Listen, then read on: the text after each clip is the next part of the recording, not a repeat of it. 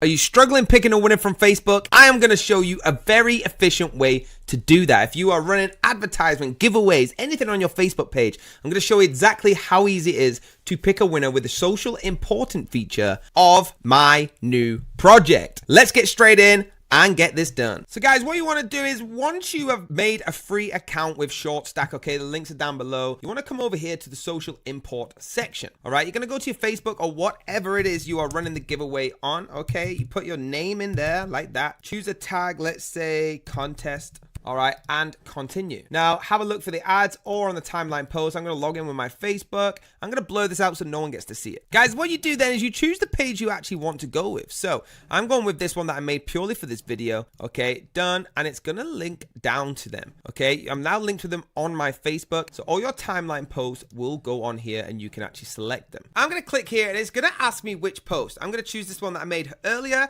Import users who have, and then choose reacted. Whatever you want to do to get to your different ones. Now, no one's commented on mine. I did it as a demo.